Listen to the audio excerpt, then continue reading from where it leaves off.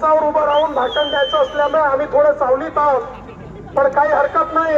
अरे महायुतीचे कार्यकर्ते आहेत, हे उन्हाची पर्वा करणारे कार्यकर्ते आहेत.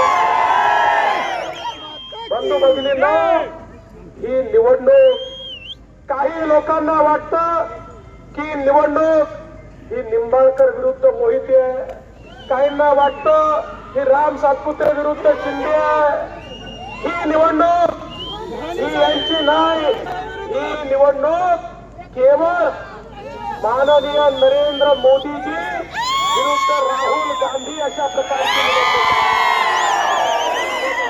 त्या पंचायतची निवडणूक नाही, जिल्हा परिषदेची निवडणूक नाही, महानगरपालिकेची निवडणूक नाही, विधानसभेची निवडणूक नाही.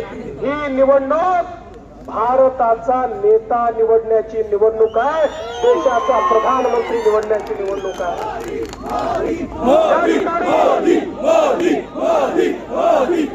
दोनच पर्याय आहे. एक पर्याय विश्वगौरव विकास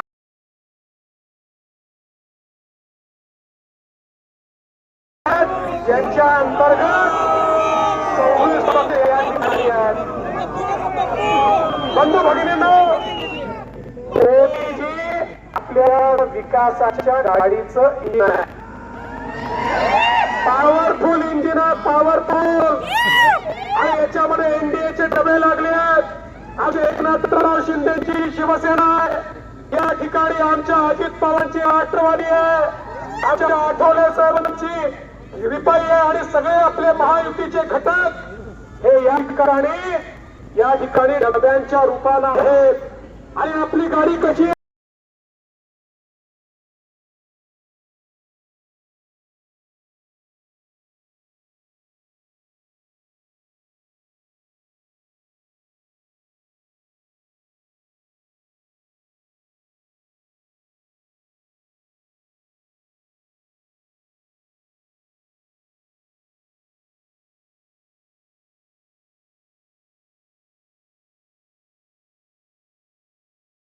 ड्रायव्हर नाही तर यांचा परिवार त्या ठिकाणी बसतो.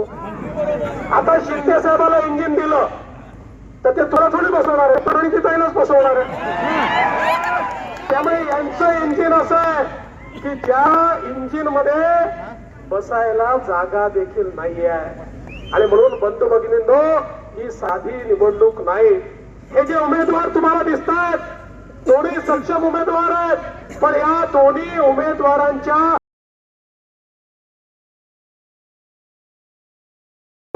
किंवा मोहितेंचं कुठलं ते काय त्यांचे पिपाणी नाही तुतारी,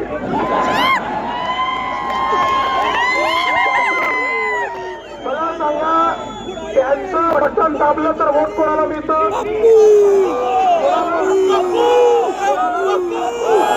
राहुल घ्या, त्यांचं घरचं नाव आहे बाबा राहुल.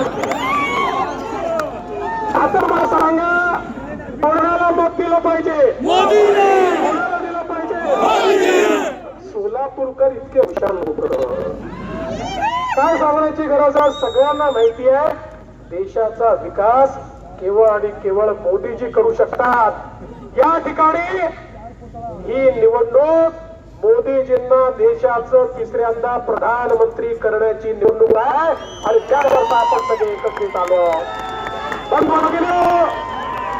केवळ 10 वर्षामध्ये माननीय मोदीजींनी 25 कोटी लोकांना गरिबी रेषेच्या बाहेर काढलं. 25 कोटी लोक जगाच्या पाठीवर अर्थतज्ञ म्हणतात हा मोदींचा काय चमत्कार आहे की 25 कोटी लोक गरिबी रेषेच्या बाहेर आले. केवळ 10 वर्षामध्ये 20 कोटी लोक जे झोपडीमध्ये राहायचे ते आज पक्क्या घरात राहतात. मोदीजींनी त्यांना घर दिलेलं आहे. 50 कोटी लोक ज्यांच्या घरी शौचालय नव्हतं आज त्यांच्या घरी शौचालय आहे मोदी साहेबांमुळे. 55 कोटी लोक ज्यांच्या घरी आया बहीण, ज्यांच्या घरच्या माता भगिना त्या ठिकाणी हंडा घेऊन विहिरीवर जावं लागायचं, नदीवर जावं लागायचं, आज त्यांच्या घरी शुद्ध पिण्याचं पाणी पोचलं ते मोदीजींमुळे.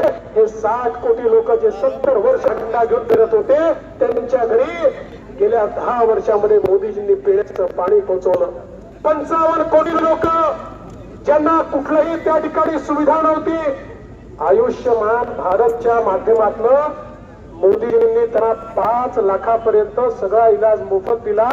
आज आम्ही गावोगावी जातात, म्हातारे लोक भेटतात. एका म्हाताऱ्याने मला सांगितलं, साहेब 3 लाख रुपये ऑपरेशन लागत होते, घरचे सगळे बसलो, विचार केला अजून 5-7 वर्ष जगायचं आहे, कशाला ऑपरेशन करायचं, त्यापेक्षा मेलेलं बरं. पण मोदीजींची आयुष्यमान भारत योजना आली, 3 लाखाचं ऑपरेशन मोफत झालं. आता 10 वर्ष मला काही होत नाही. हे त्या म्हाताऱ्याचे वाक्य ऐकल्यानंतर माझ्या लक्षात आलं की ज्याचा आशीर्वाद मोदीजींना आहे, मोदीजी का बाल भी कोई बाका नहीं कर सकता. बंधू भगिनींनो, तुम्ही बघा